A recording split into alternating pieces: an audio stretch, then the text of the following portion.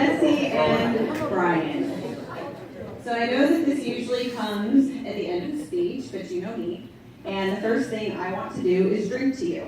So if you would all be so kind as to make sure that your glasses are full, raise them up.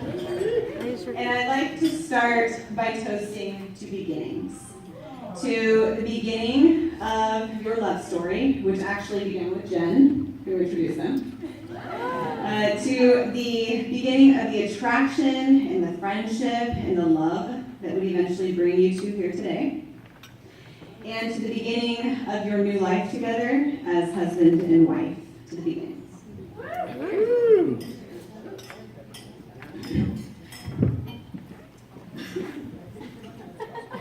The glitter. Okay, so we're going to do this again, and don't worry, we'll toast again. Because we have good reason to celebrate tonight after 13 years. Of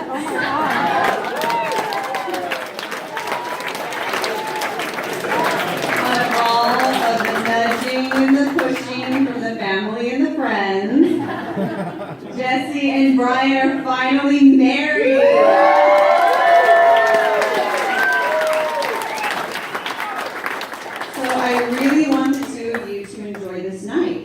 Because you have about 12 hours until the nudging and the pushing for the kids begins.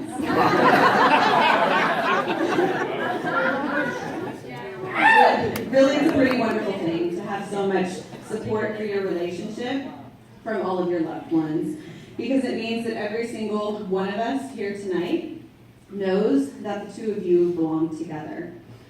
But what I really respect about each of you is that you took the time you needed to be sure of this yourself. You do things your own way as a couple and as individuals. Brian, I don't need to tell you that your wife has a bit of a stubborn streak. Though some of you out there might be a little surprised at this information, the sweet, well-mannered Jessie that we all know and love today was a feisty little fireball of a girl. She threw tantrums in stores. She would tattle on me for just about everything. She'd accidentally lock Brooke in the garage and turn off all the lights. And she even made up her own bad words. Okay. So you know she was really mad when she would square her shoulders and put her hands on her hips, and she would twist her face into a scowl, and she would shout out, "Bibby!" We don't really know what that means. We're not really sure where it came from. But man, did she mean business when she said it. So Brian, I'm telling you, you have to watch that fiery stubborn streak, okay?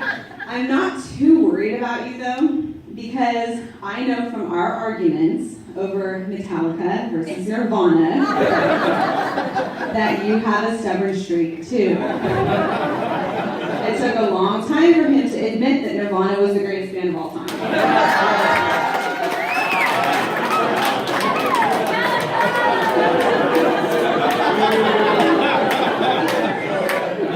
I also am not too worried about it because I know that you love my sister very much.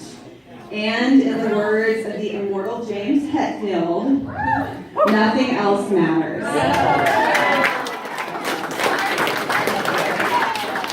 Okay, I say that, but we all know a lot else matters, right? Compatibility matters, respect matters, friendship matters.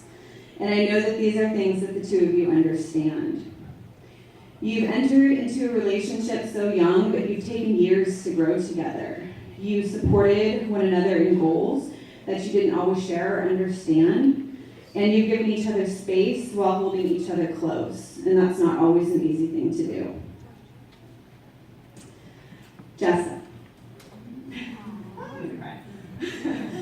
my sister, my confidant, and my best friend.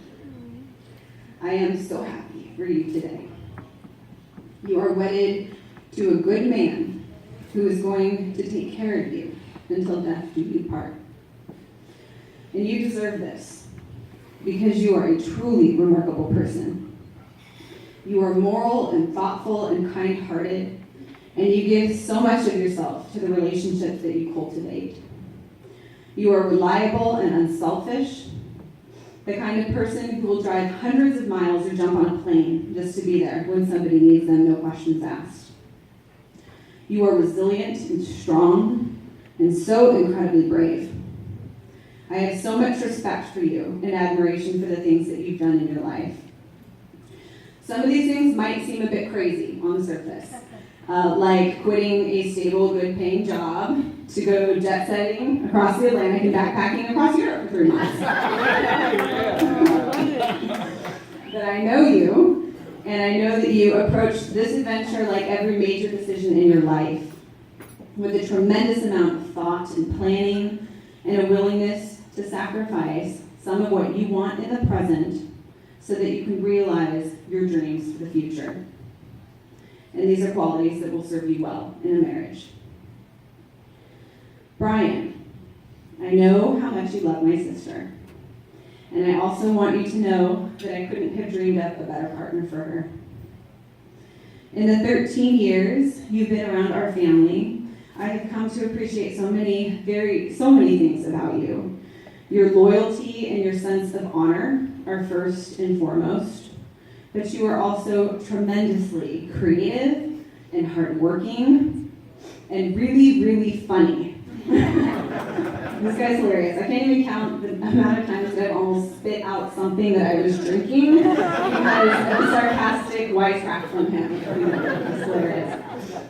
You have a wonderful way of making things lighter and more enjoyable. I can really only think of one flaw. And of course, that is that you don't fly. But I have a dream. A dream that one day, after an inconspicuous woman dressed in black hits you in the neck with a blow dart, you will awaken to the sounds of accordion music and find yourself toasting your wife with a stein of beer at Oktoberfest in Munich.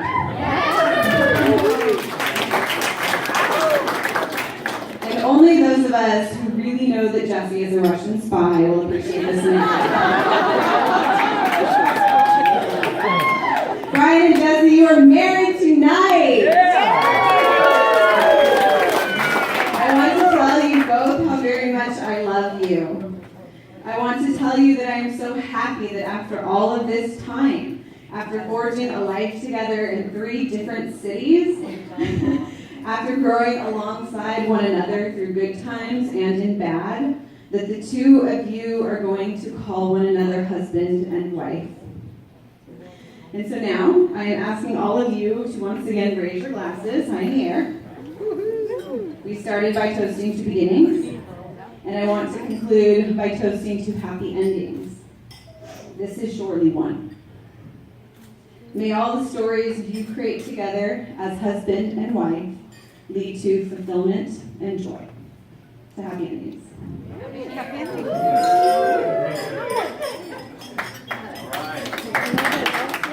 One more thing.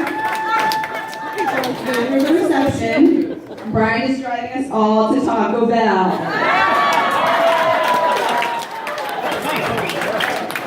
All right, very well done.